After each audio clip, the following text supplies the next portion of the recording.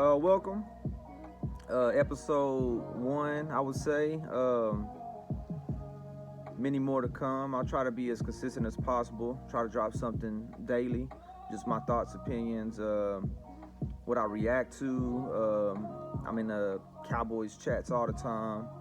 So I'm hoping that, the people that I conversate with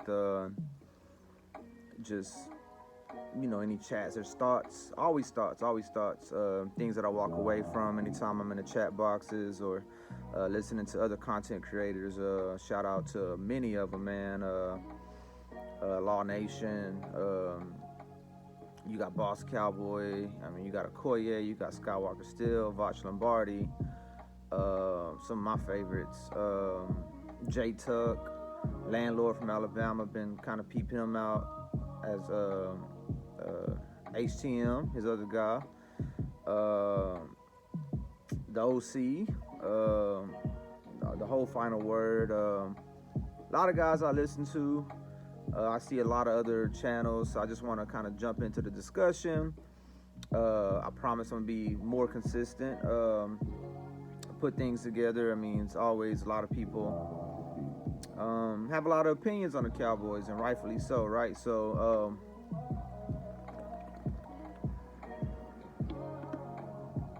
I guess one thing that was on my mind today, and just kind of, I was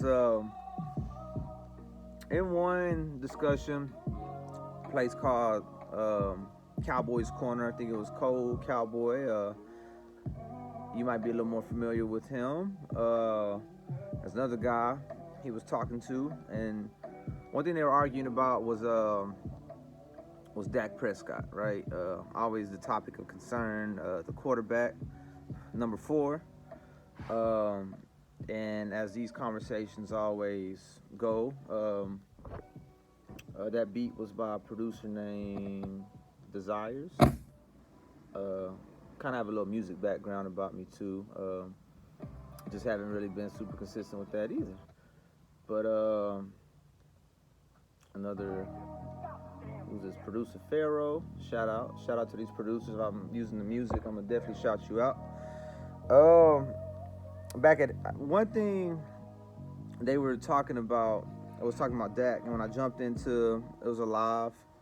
I jumped into the live, and the dude Mike, he was, as some people tend to do, were beating the table about holding Dak accountable, right? Rightfully so. I've definitely had, times, moments in games. Somebody had a camera on me while, we're losing some of these games. I would be lying if I said there weren't times where Dak wasn't my favorite person at the time. But I think once you step back from emotion, and, I get it, man, the 49ers game, we lose. And what happens in that game is we had 2 interceptions, right? Thrown by Dak, of course. And going into that game, you already had the narrative of him being turnover prone, right? And so when he throws those 2 interceptions, you're like, damn, like, you just want it to stop. But, walking back from that game and you kind of let the emotions kind of subside, I think immediately I was kind of able to get away from that, especially over the offseason. You had guys like Mike Martz, legendary coach. He pretty much broke down. He kind of broke down every interception, and that was something I was always curious about. I saw other guys do it. I think I saw Landlord. He did a segment on that, and the biggest thing was going over every interception Dak threw, right? And I guess you can do that for every quarterback. You can look at every interception thrown, and you can just kind of see, all right, well, shit, he threw this many interceptions. How many were their fault? How many weren't? And you can do that for every quarterback, right? But I think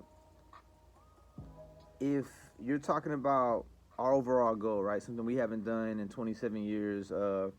It's been since I was 8 years old since I saw the Cowboys win a Super Bowl. By the way, I saw 3 of them. So Shout out to the Eagles fans. We've only saw one. Giants only saw two. If you're my age, um, shout out to y'all. But I think the ultimate goal for the Cowboys, is you want to see them. You want to see them win, man. You want to see them win those Super Bowls. And I think it's been so long that the quarterback tends to be the low-hanging fruit, right? Tends to be the scapegoat, so to say. That's the easiest thing to pick at. That's the easiest thing to pull on. Um, but if you think about certain teams that haven't been getting it done, if you think about the rankings this year, right? And the quarterback rankings are always changing depending on the success of a team.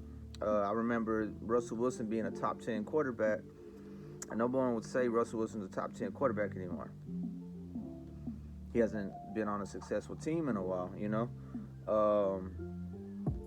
certain quarterbacks that are, and I think the misconception, I think what a lot of the Dak's biggest critics tend to do is they tend to criticize Dak, but they never can really give you a true solution on what quarterback, right? Like, you don't know. Like, Patrick Mahomes, right?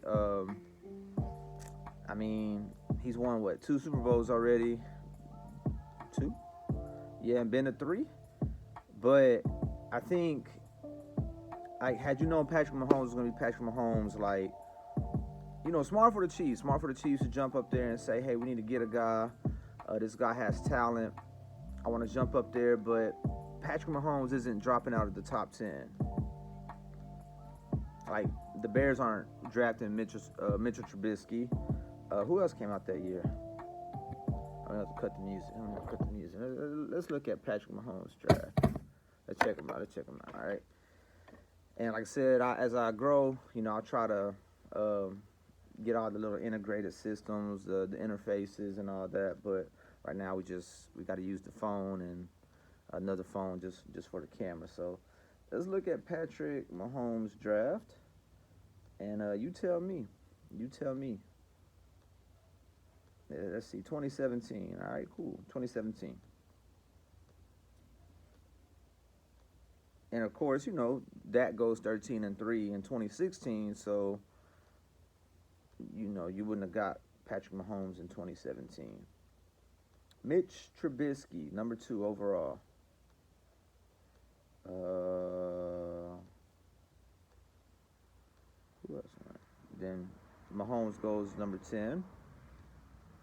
Deshaun Watson, 12. So that was always a kind of a thing, right? Who do we get? So yeah, man, Patrick Mahomes, Deshaun Watson, Mitch Trubisky. So yeah, shout out to the Chiefs for jumping up all those spots to get Patrick Mahomes, right? But he's not lasting until the 10th pick. He's just not. So one thing I wanted to kind of go over with y'all today, my whole sole reason on this video, what I want to talk about is team building, right?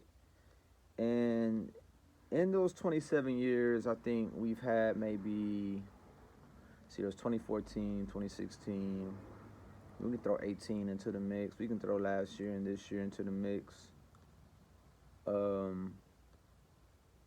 You've had some chances, right? You've had some chances to kind of go out and try to compete, try to get to an NFC championship. And I know people kind of make that the point, right? That's where they stop, right? Because Dallas hasn't got into the NFC championship. So you're able to talk about all these teams who made it to the NFC, not won a Super Bowl, but made it to the NFC championship, a conference title.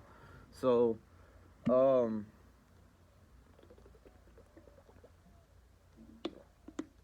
right.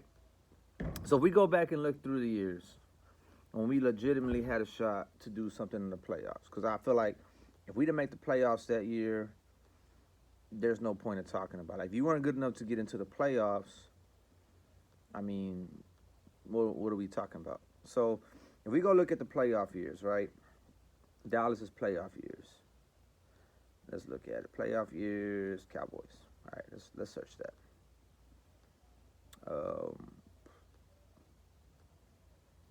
So off the top, let's see. All right, so cool. All right, so we went 2022. All right. Let's see. I got a pen, a marker. Let me write this down. We can do research on the fly. Like I ain't doing nothing else today. Probably will just be looking at more Cowboys content. That's part of the reason why I feel like I need to just go ahead and jump out into this world of content creation. That's pretty much all I'm doing, right? So let's say, all right, cool. So all right, 2022. And the whole point of me doing this right now is because I want to see what our rosters, how they stacked up against Super Bowl teams that year. Because I feel like we always talk about the quarterback, right? And one thing people like to say is that we've had talent. And having talent is one thing, but having a championship caliber talent, that's another thing. Like for every DeMarcus Ware you'll give me, you're not going to tell me about Taco Charlton. For every Dez Bryant you'll give me, you forget that we had Terrence Williams as our number 2 wide receiver. Shout out to Terrence Williams. Terrence Williams was, he was decent. But as you know, to win a championship, it takes more than just decent players, right?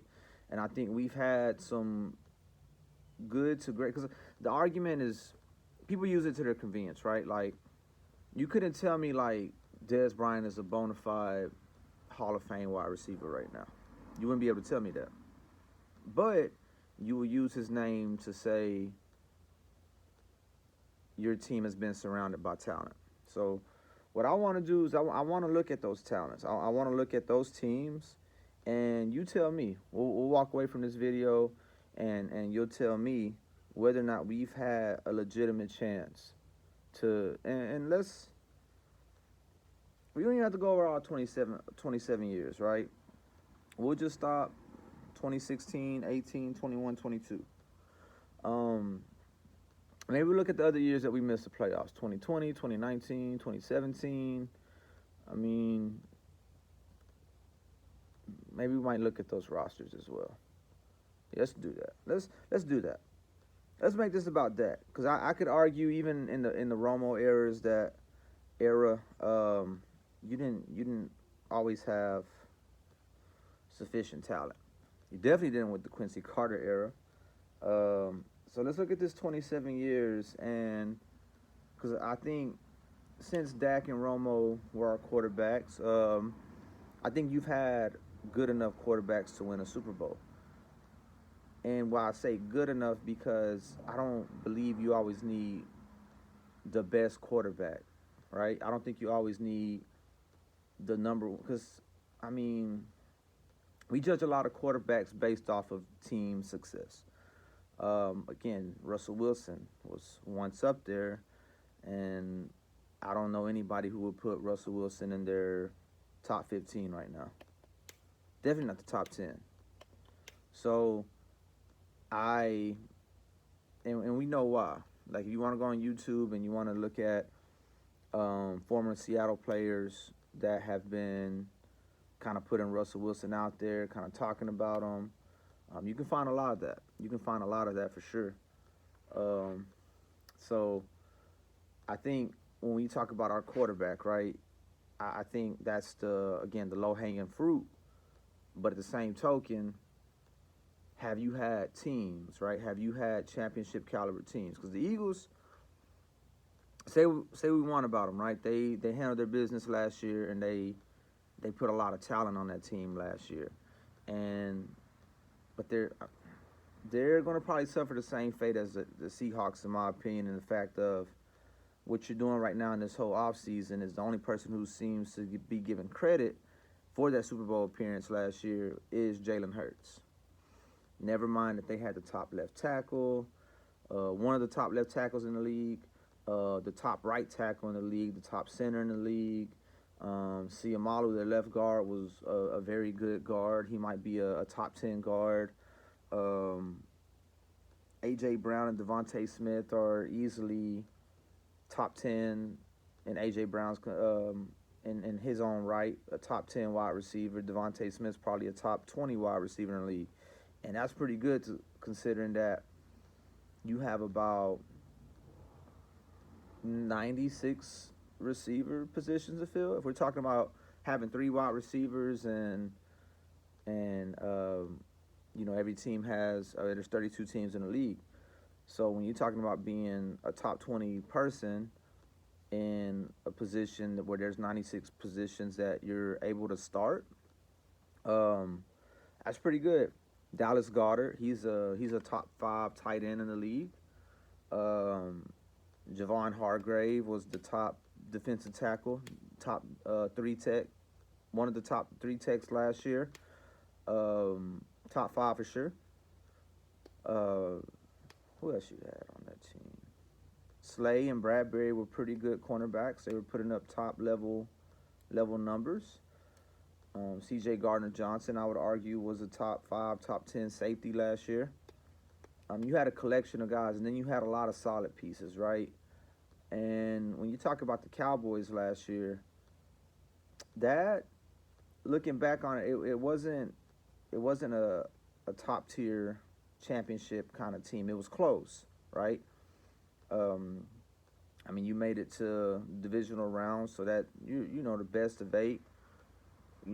Tony Pollard going down was a big thing. So, if anything, what I can't blame the Cowboys for was their lack of depth at playmakers, right? They didn't have enough playmakers at the end of the day. Once Tony Pollard went out, all you had was C.D. Lamb and Dalton Schultz.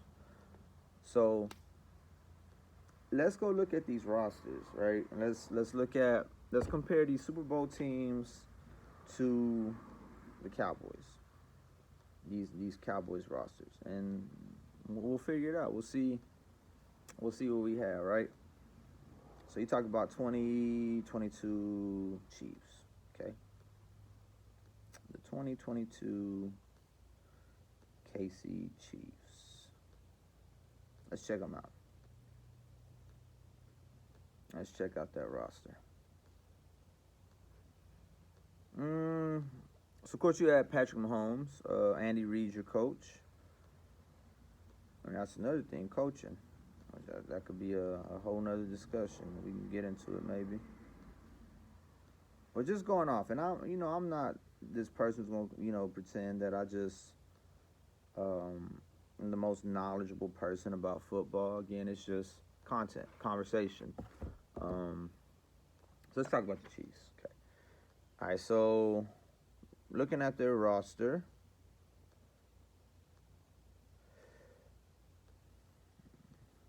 See if any of these guys kind of pop out.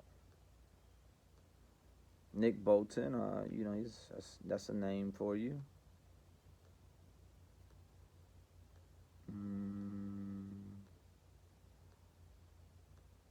Pretty good. I guess he's still a good linebacker. Orlando Brown Jr. was a good tackle. Let's see our tackles. Terrence Steele went out. You had Tyron Smith, Jason Peters, and a rookie in Tyler Smith. Good talent. I wouldn't call any of those guys Orlando Brown, at this stage of their career, like Tyler Smith maybe. Tyron was coming off an injury. Jason Peters was, old. So I don't think you can say you had the talent of Orlando Brown. You didn't have that privilege.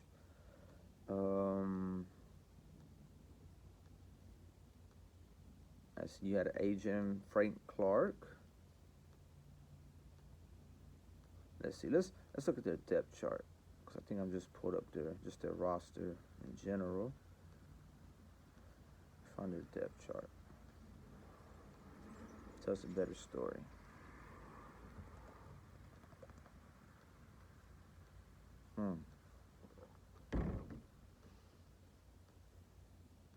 Let's look at the depth chart. And maybe Patrick Mahomes is just that good. And I mean, when you can say let's draft another quarterback, right? You can say let's make a trade, but how many times are you going to be in position to have a generational talent like Patrick Mahomes?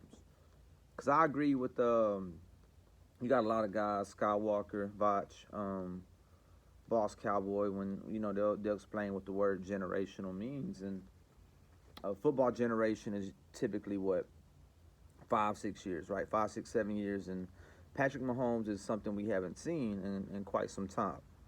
So you don't always have the opportunity to grab a generational player.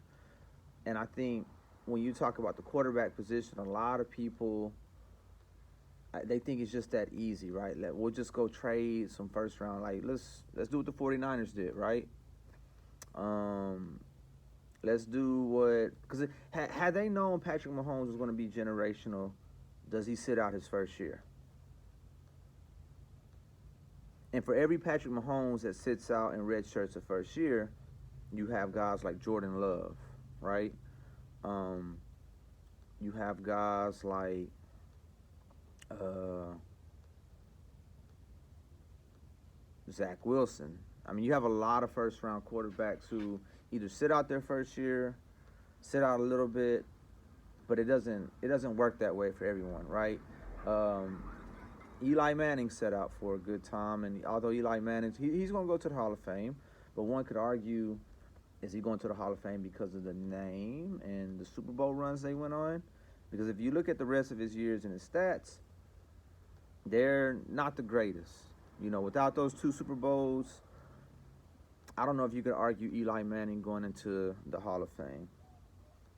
But shout out to KC, man. They made things happen. Kadarius Toney, he's a pretty good wide receiver. He's pretty good talent. Sky Moore, Valdez Scantling. Who else they had? Wide receiver.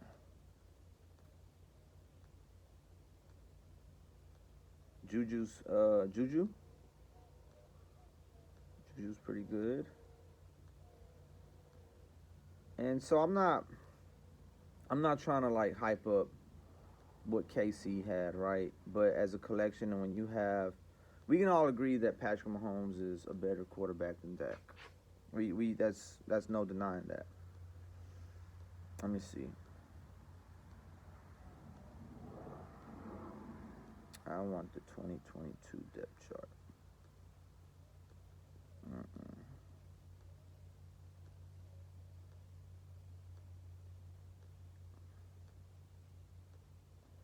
Let's see.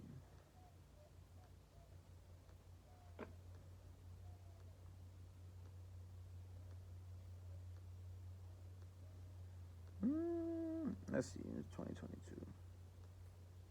Kind of hard to find 2022 stuff.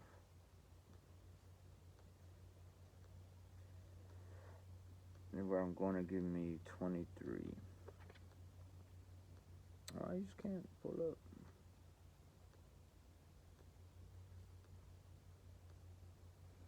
Mm.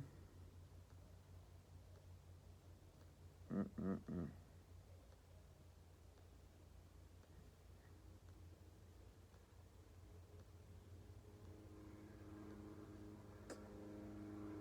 Kind of having a little hard time finding just the 2022 depth chart. Trying to make a little point.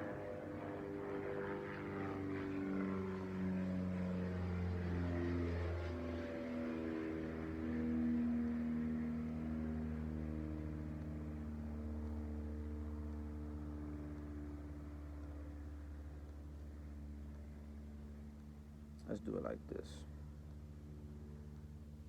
But yeah, so I mean, I would be willing to bet that maybe even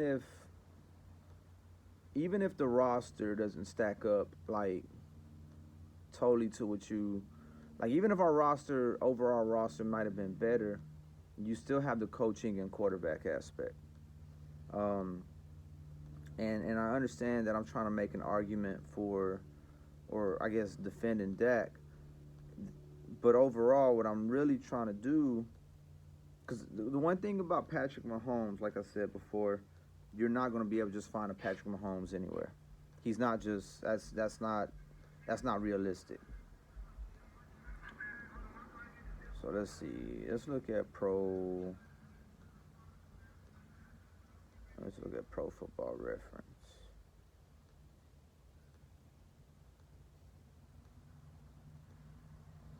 Mm, because right now I'm not getting what I want. I like getting what I want. So we'll go back to this roster, 2022. Let's see, they have a depth chart.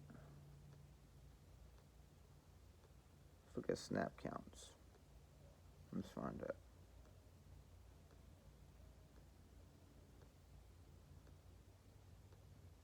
All right, so cool. We'll do it this way. All right, so you got Mahomes at quarterback, right?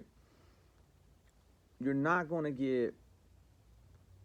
There's no way. There's no way you can like look at a guy and say next year going into the draft. There's no way you can say let's do everything we can to get Caleb Williams. You can't guarantee me that Caleb Williams is just going to be that generational talent that can put a team on his back. And I think that was the case with Patrick Mahomes, right? He had a hurt leg. Um, you could probably argue that the Eagles might have had a better roster, but Mahomes won it. Okay, he won it. The Chiefs won it. He that's just you're not you can't. So you got Mahomes.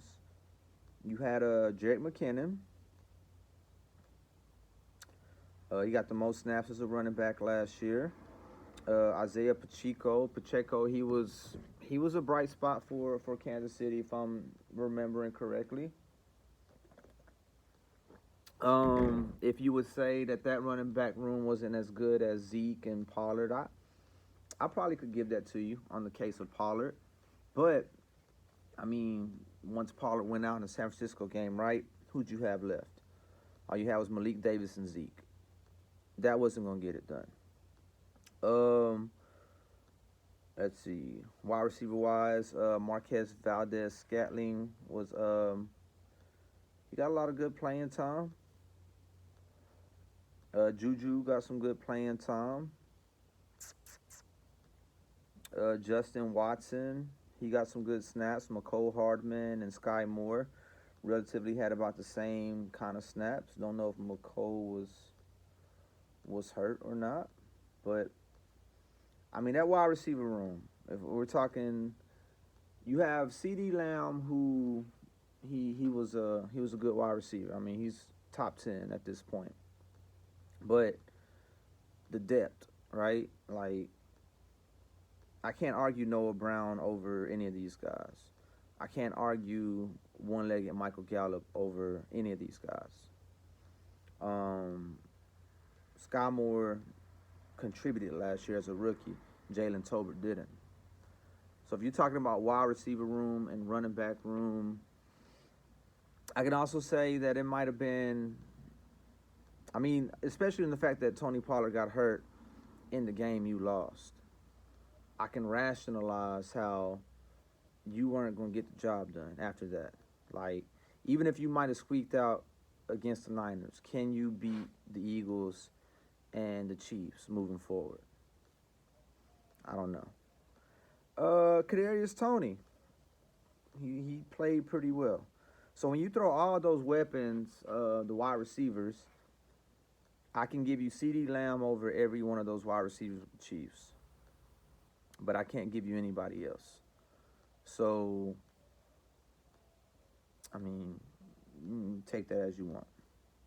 Tight end. Yeah, Travis Kelce. Enough said. Enough said. You had Orlando Brown as a tackle. Their guard, Joe Thuney. Andre Willie.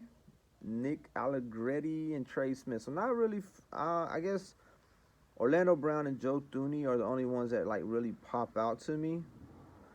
Um, I honestly can't tell you much about their center, their right guard. Um, I can't tell you too much about some of these guys. Joe Thuney though, and Orlando Brown. So if we look at our offensive line last year, right, you didn't have Terrence Steele in the playoff game. All you really had was Zach Martin, um, Biotish, um, Tyler Smith, and McGovern. Where you can say Biotish and McGovern. Biotish he was okay. He got in the Pro Bowl and he got in as a reserve. You could argue that Cowboy star kind of can bolster. I mean, a Pro Bowl spot, and it's not so much of like the game or what the Pro Bowl means or whatever you feel about the Pro Bowl, but the fact of recognition, right? And so I think Dallas names tend to carry a little bit more just because of it being Dallas. Um, there's no reason a lot of people should know Noah Brown's name, but I think there's a lot of the fans who probably know Noah Brown of other teams just because he was a Dallas Cowboy. So when you think about offensive line, they had two great Orlando Brown and I think Joe Thuney, if I'm not mistaken, I think he's a pretty good guard. I think he's kind of made a name for himself. He was actually he was selected to a Pro Bowl last year. He was selected to a. Let's look at these other guys. Andre Willie, two-time Super Bowl champ. He played mostly guard last year, but no accolades to his name. Trey Smith, no big accolades to his name. A young guy. Creed Humphrey made a Pro Bowl. So you had three guys who made a Pro Bowl last year. Tyler Smith. I mean, Zach Martin's going to be your perennial Pro Bowl player, but after that, Tyler Smith, Tyler Biotish, I think could be very, very good players. If not in Tyler Smith's case, could be a great player. But I would give the nod to Kansas City's offensive line last year.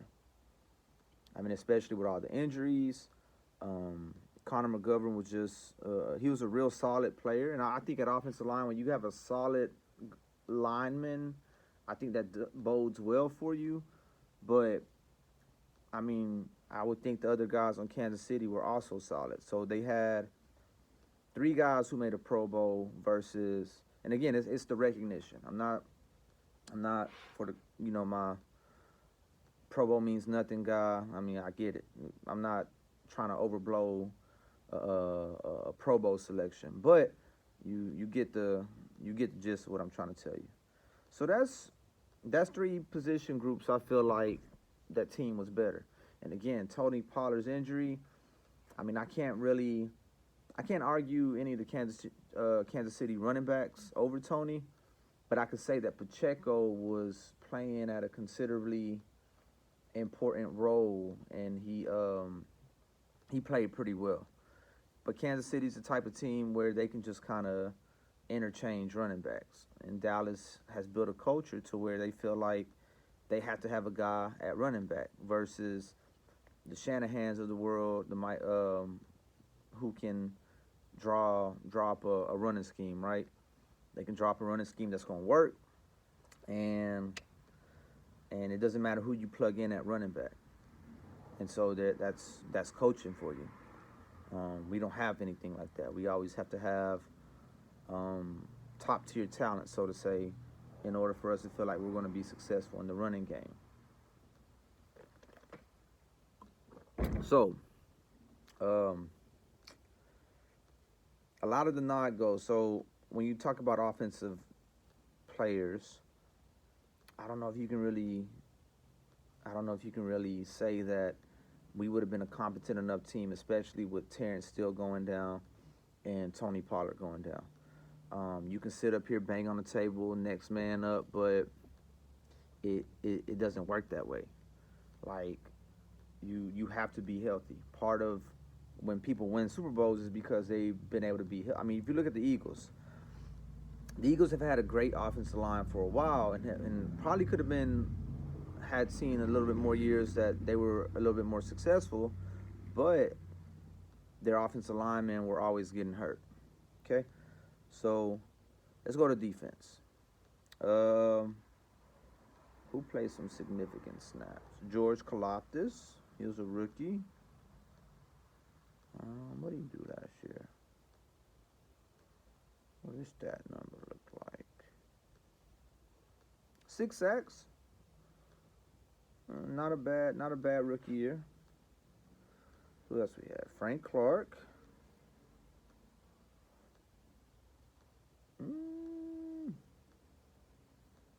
Played 15 games for you. Did he get hurt? I want to say he got hurt. Did he get hurt in the playoffs? 5 sacks. All right, so it's not really what you want from your end. I mean, it's a decent year, but I don't think Chris Jones. So that's another Pro Bowl player. From a tackle standpoint, he had,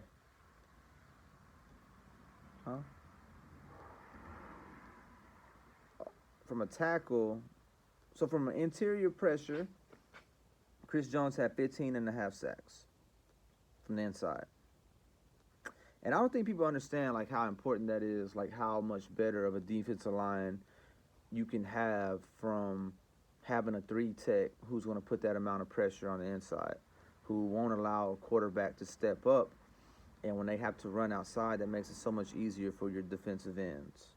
So Chris Jones, he's been a guy for quite some time.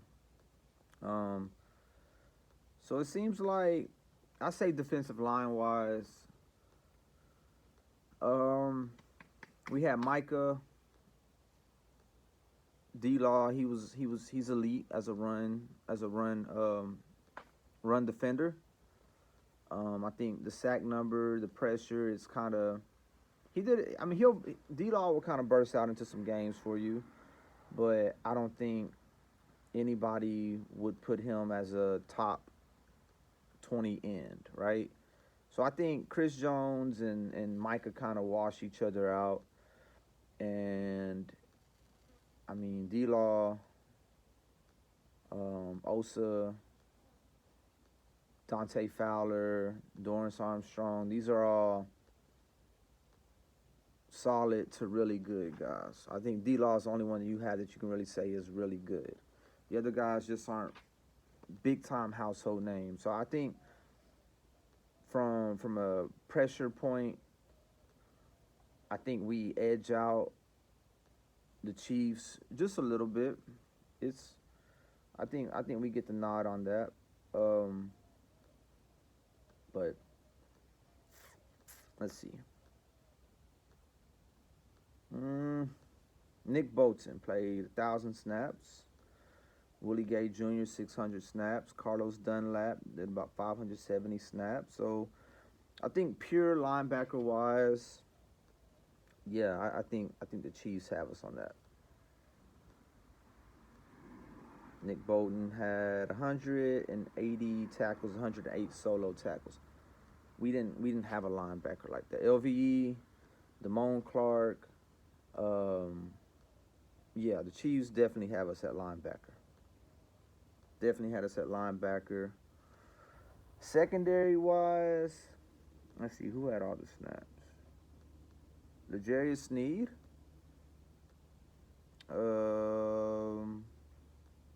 Had a couple INTs for you, about 3. Not quite. I don't hear L'Jarius Sneed's name like in the discussion of like a Trayvon Diggs though. Cowboys have low-key a real good secondary. They had a pretty good secondary last year. Justin Reed, strong safety.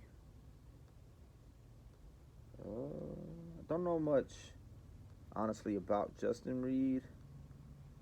But I can say he has some good tackles. 83, 59, all right.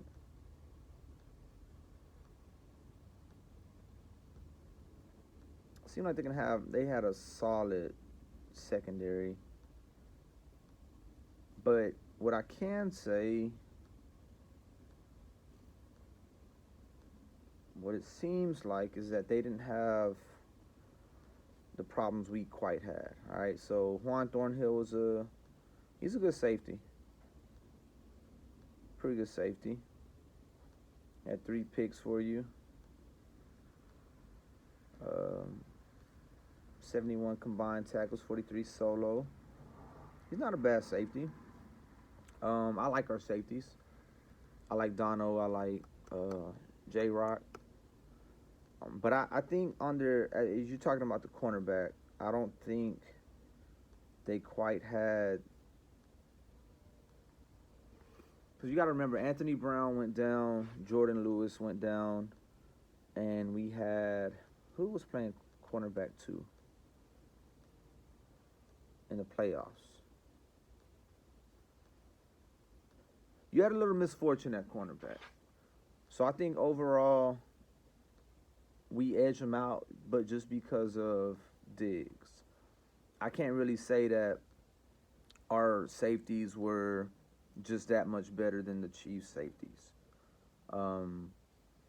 I can like them because they're our guys, but I couldn't honestly say that our safeties are just top-notch guys in the league. They're very good. I like them. They're really good, but I wouldn't put them as a top-notch, right? So, I mean, we'll see how they continue to grow, but I don't know if I can call them like top-notch safeties. So in all that, Trent McDuffie, cornerback. He was a rookie. All right. I mean, I would say our safety position edged them out, but we had a big gaping hole at cornerback too. Like, again, I can't really tell you who started for us. Might have been McQuamu coming from that safety position. Kelvin Joseph he's still trying to find himself. Deron Bland played very great from the slot, but cornerback 2 there's a big hole. So overall, we talked about the Chiefs quarterback and coach, of course, just edge out ours. And so, but we talked about their offensive line. We talked about their wide receiver depth. Once Pollard went out, you can easily say that the Chiefs running backs were playing better than what the Cowboys had. Defensive line-wise, they have a guy just like we have a guy. Their linebackers were better. So you might have had the Chiefs at maybe a little bit at defensive line depth and secondary depth. But you also got to remember that cornerback 2 was a very big problem for us. So I'll give that roster to the Chiefs because if we're taking the quarterback out of the equation, they just had more positions that they filled and just were flat out better than us. So I don't know if you can, with the injuries we had, I don't know you can move into the playoffs, move into the conference championship, move into the Super Bowl, and take the Chiefs out. So that's just that. Let's go to the 2021.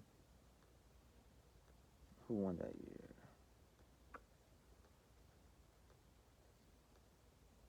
Oh no, it was the Rams.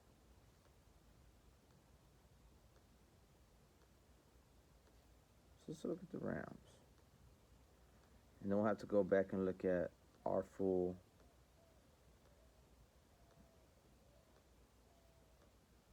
lineup. Who was playing? Who's actually playing moving forward?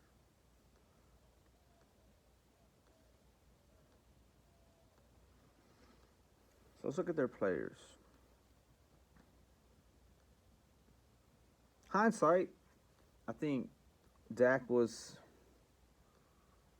I mean, you could argue that Dak is. I mean, I've seen a lot of top 10 quarterback rankings right now, and Dak is edging out Matthew Stafford. Um, there's a lot of times that Matthew Stafford almost lost them the games in the playoffs last year.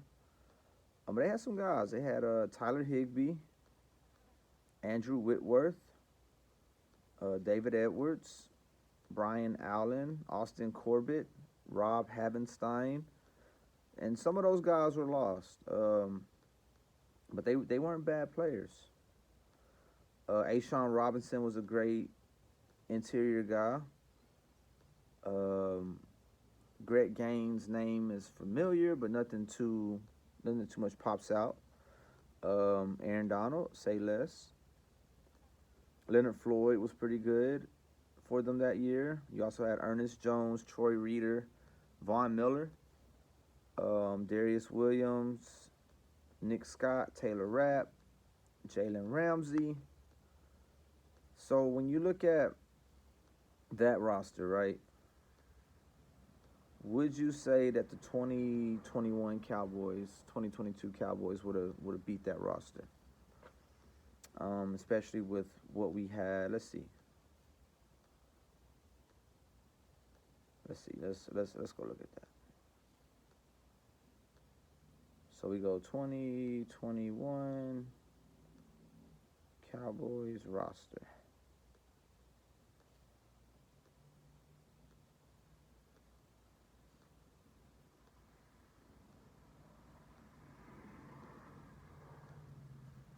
Let's go to snap counts. I like snap counts. So Dak and Matthew Stafford. I would say I would give the nod to Dak as not a lot of people want to do it, but I would get a nod to Dak over Matthew Stafford. Zeke and Tony Pollard versus Sony Michel and Cam Akers.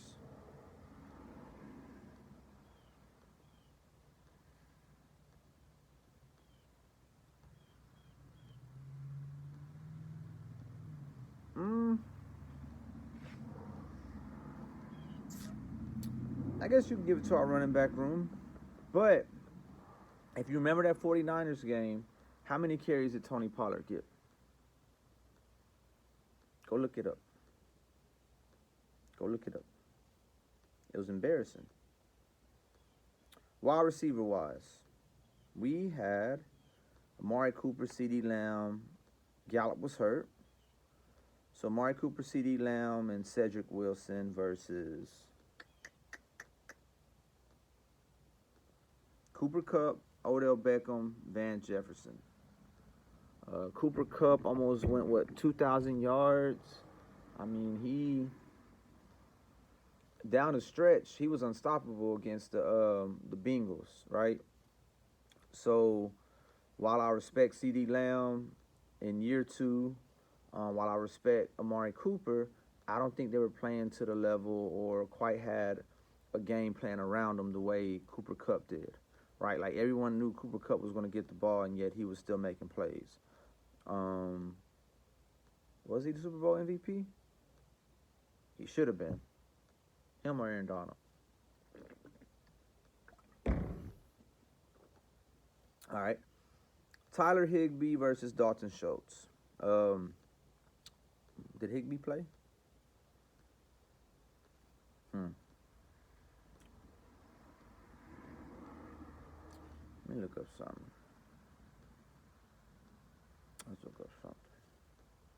Let's do round snap cat and snap count. Oh, let's tell the injury report. So I mean this is gonna take a little time, y'all. So just bear with me. Who was hurt that game? Odell went out that game for sure. But anybody of significance, were they hurt? Okay, so Tyler Higbee was hurt. So they didn't have their tight end.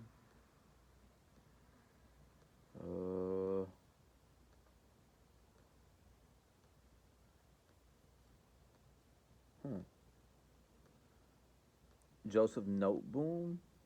Keep an eye on those names. Let's look at snap counts. Noteboom and Higbee. So Higbee he's a good tight end. He's a very good tight end. Noteboom is a what's he play? Tackle. 173 snap count. So yeah, nah, he wasn't. I recognize the name. Maybe that's the guy that I think we beat up on him pretty bad this past season. Let's see. So I would give a nod. I would give a nod to our running back room, but again, how was Tony Pollard being used? If you go back to that 49ers game, I think he might have had, 5, 6 touches? So that's no fault to your quarterback. If your coaching staff doesn't recognize what playmakers they should be putting in place, you can't blame that on the quarterback. So that might just be an excuse to some people.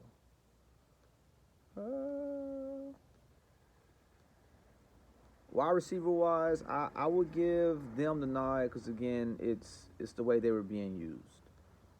McVay and the way he uses weapons versus the way Kellen Moore did things, I would almost give their running back and wide receiver room the edge just because of how they were used versus not really the talent on talent, but they weren't used the right way. But you can disagree if you want. So their tackles, Havenstein. I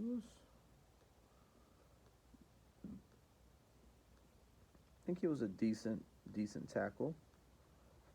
I think Andrew Whitworth was. I mean, that's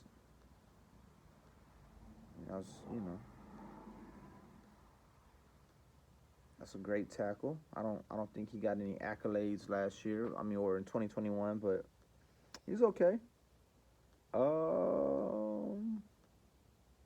David Edwards.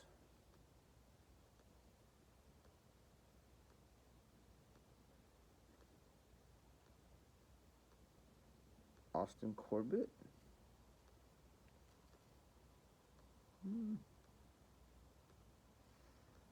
So I think offensive line wise, the Rams were decent. They were decent. So let's go back and kind of look back up. Where were we at? So we had Tyron Smith. Terrence still played a lot. I think that's when he overtook Lyle Collins. Connor Williams, Zach Martin, and Tyler Biadasz. I guess Zach Martin will kind of put you over. Tyron Smith. If I'm not mistaken.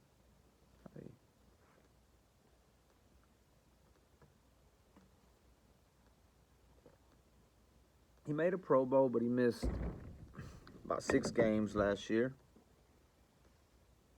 And then an injury, you can't really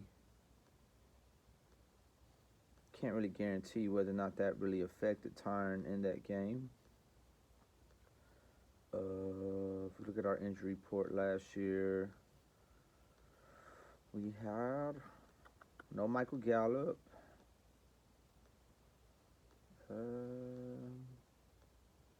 So our line was pretty healthy. So everybody played. So I would like to say that we had better talent on our team on offense than the Rams did, but they weren't being used.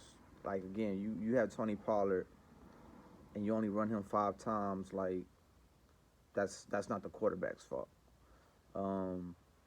If CeeDee Lamb doesn't get the ball enough, you don't spread it around with CeeDee and Cooper.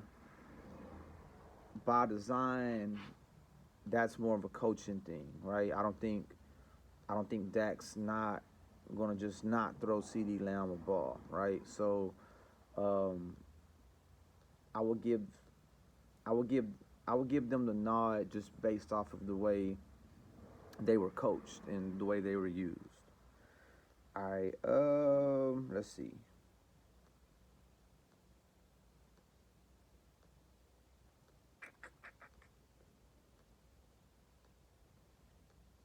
I might go to snap count. I might go to snap count. Let's go back to snap count and see what guys. So defensively, I didn't see any big names that went out. Dorrance Armstrong was decent. Demarcus Lawrence, he was pretty hurt last year. I mean, in 2021. You had guys like Terrell Basham, Randy Gregory, but he had a lot of those offside. He had a couple penalties that 49ers game. Um, Depending on guys like Chauncey Golston, Carlos Watkins. So it was a makeshift defensive line. Because if you look at Micah Parsons' snaps, I mean, he had about 904 snaps compared to on that D line. The closest person to him was Terrell Basham at 627 snaps. So, I mean, aside from Micah Parsons, your defensive line didn't match up to the Rams. Like it didn't. Linebacker-wise, you had Leighton Vander Esch, Keanu Neal getting most of the snaps at linebacker. Trayvon Diggs, Anthony Brown got a lot of. It's gonna be. Hold on, y'all.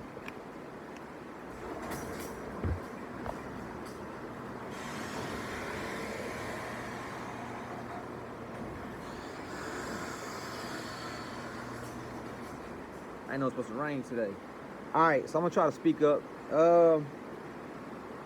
Leighton Vander Esch, Keanu Neal, Jabril Cox, Jalen Smith. Which Jalen he was let go. These were your linebackers. Keanu Neal, Leighton Vander Esch versus two different type of schemes, but if we look at their inside linebackers, if you're counting Von Miller as a pass rusher, then that front seven of the Rams was considerably better than the front seven of the Cowboys. Then you talk about cornerback play, Jalen Ramsey. He was okay. He wasn't the Jalen Ramsey of old, but he still had that respect, right? Jordan Fuller, safety, Taylor Rapp. Let's see.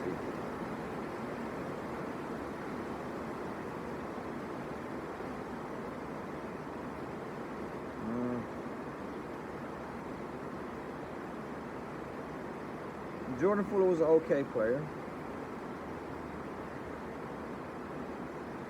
But I can't unanimously say that our secondary was just that much better than the Rams.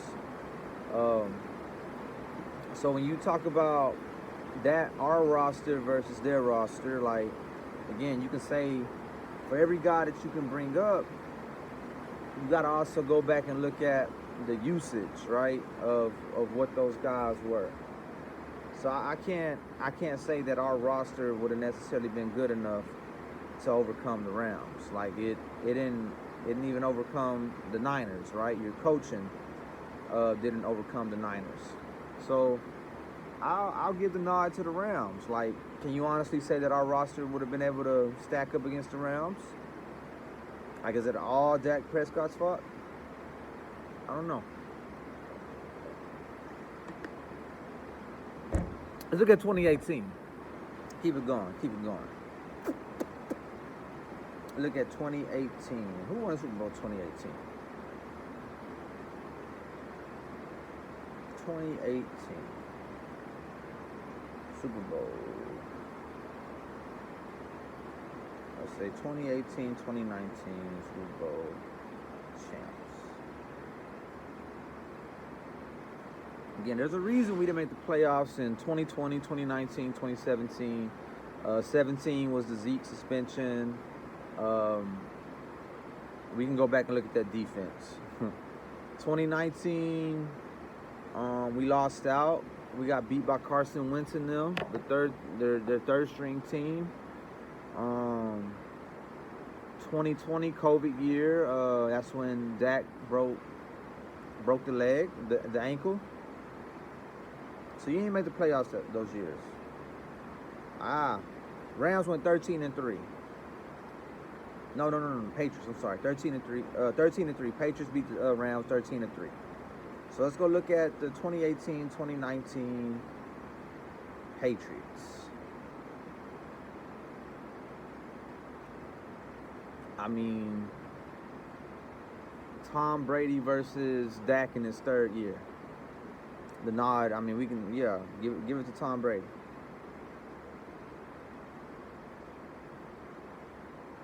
But let's go look at the rest of their roster. Let's see. Let's see if we had a chance. You know, because again, it's too many players on a field to sit up here and just always consistently blame one guy, or be able to say that definitively that this guy will never. I mean, Matthew Stafford at one point could have been thrown in the bucket to say he's not going to be able to get it done. Move on. Like the Lions let him go, you know. And was it Matthew Stafford's fault that the Lions never won a playoff game? Or what happened when you actually put Matthew Stafford on a team that had a lot of talent and good coaching? Let's see. Snap counts. Look at the Patriots. Let's look at the Patriots.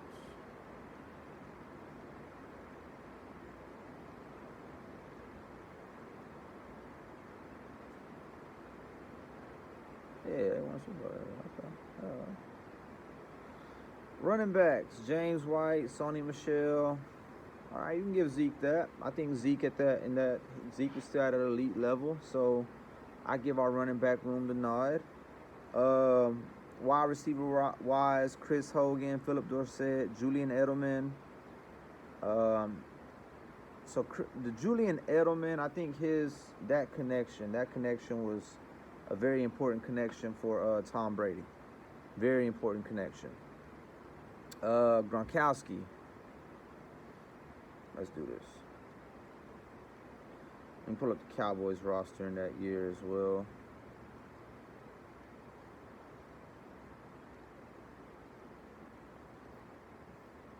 Cause was that Jason Witten? That the year we had Jason Witten again? Or was it the year he went back to the Raiders? Did he go to the Raiders? All right, let's look at that roster. Side by side. All right, so you had Zeke. Zeke was a great, still in his prime in 2018. You had Tavon Austin, Amari Cooper, Cole Beasley, Allen Hurns. So was the connection between Amari Cooper and Dak better than your connection of Julian Edelman and Tom Brady? Okay. Answer's no. And for you to feel like Dak in his third year should have been good enough to just do it all with just Amari Cooper. Like, we give praise to Jalen Hurts for his third year, but Dak didn't have, like, he had Amari Cooper and who else? Cole Beasley, Allen Hurns, Deontay Thompson, Michael Gallup. Michael Gallup was decent that year. He was decent. Let's see. Oh, no, that was his rookie year. That was his rookie year. 503 yards, if you were wondering. So let's go. So all Dak had was Amari Cooper. And he had Jeff Swain. So Dak Prescott is supposed to beat the 2018 Patriots with Amari Cooper, Ezekiel Elliott, and Jeff Swain.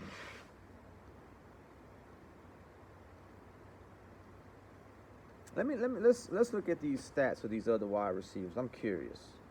I'm curious. Chris Hogan had 500 yards.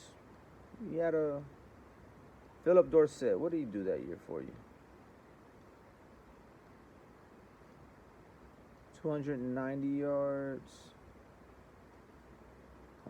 Julian Edelman. He had 850 yards. So I think Amari might have edged him out that year. And that's granted if he was, Julian Edelman was healthy. Oh, that was the Josh Gordon year. He probably got suspended by then, though. He had 720 yards with the Patriots, though. I don't know if he played that Super Bowl, though. We'll have to go look that up in a minute. But Rob Gronkowski, in 2018, he had, and we'll go look at what Coop did 2018 as well. I think he eclipsed 1,000. Rob Gronkowski as tight end. 682 yards. He played 13 games, though.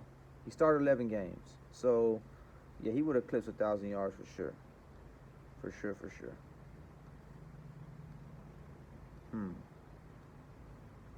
So they had Trent Brown, Marcus Cannon, Joe Thuney, who we just talked about with the Chiefs. Like, Joe Thuney got big money. Shaq Mason, I think, was real decent that year. David Andrews that year at center. I remember David Andrews being a real decent player.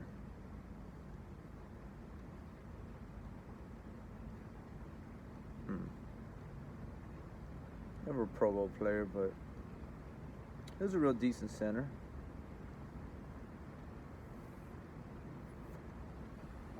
Let's see. So tight end wise, with Jeff Schwaim, like Cooper was a great player, Zeke was a great player, but I don't know if, Rob Gronkowski, Julian Edelman,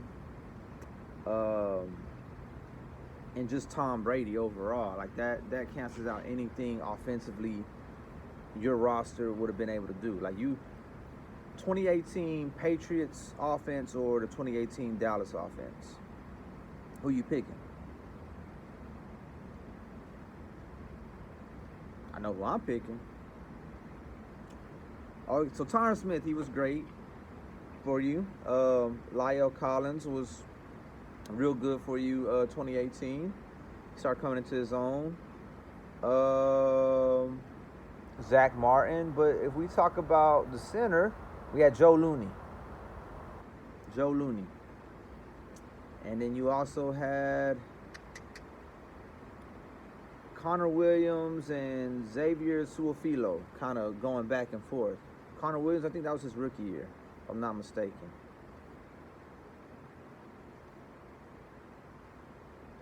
So that's when that great wall of Dallas started kind of going down for you.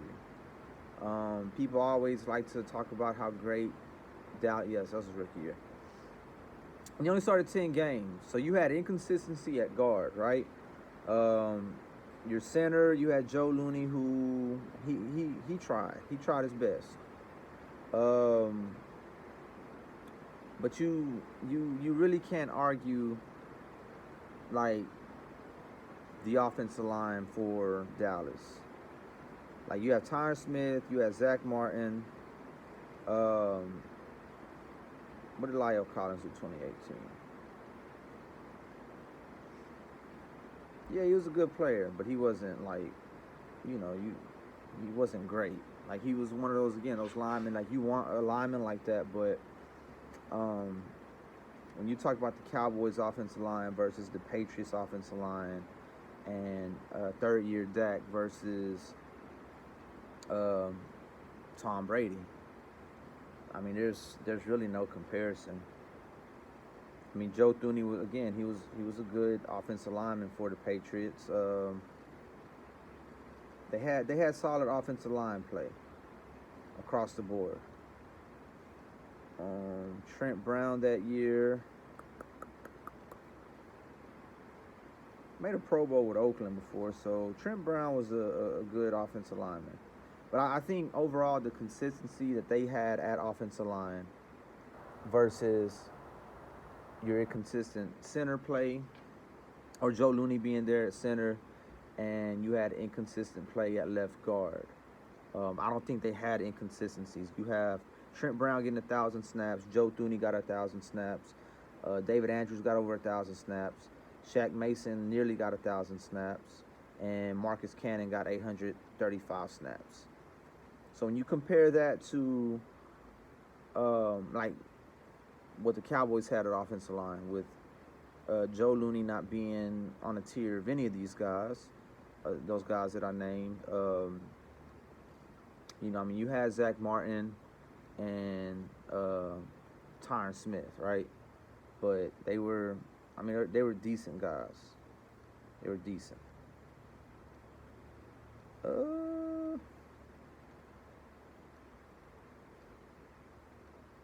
And let's go look at their defense. Trey Flowers, Kyle Van Noy, Dante Hightower, Stephon Gilmore, Defensive Player of the Year that year. Devin McCourty, Jason McCourty. Let's look at the 2018 Dallas defense. And that's where I think we're going to run into a problem. Tyron Crawford, Taco Charlton. DeMarcus Lawrence was good in 2018. He played well. David Irving, Dorrance Armstrong Jr. as a rookie. Randy Gregory was probably suspended. Yeah, he was probably suspended by then. Malik Collins, Antoine Woods, 2018, right? That was the year that the Rounds put like 200 yards on us in a playoff game. Sean Lee might have still been healthy for you. Leighton Vander Esch had a real decent rookie year. Byron Jones was good, but he wasn't Stephon Gilmore. Chidobe Awuzie, Anthony Brown, Jordan Lewis, Jeff Heath, Kayvon Frazier at safety, Xavier Woods. Like our secondary, all you had was Byron Jones that year. I wouldn't put. Let's look at the snap counts for that year. Let's look at the injury report. That might be able to tell us something. I mean, I can go to 2016. I can continue to go, but I think overall, after an hour of me kind of ranting about all this, wife's calling too, so she's probably trying to figure out where I'm at, what I'm doing.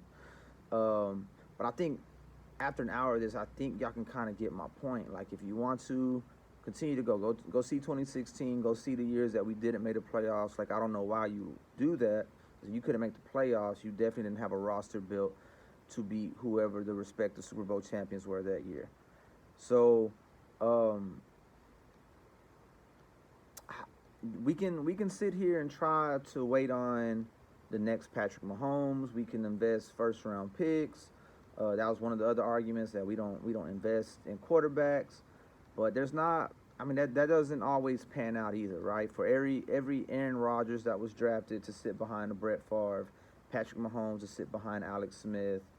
You had Lamar Jackson, you had Jalen Hurts, you have so many other guys who teams spent picks on or invested first-round picks on, and those guys didn't pan out.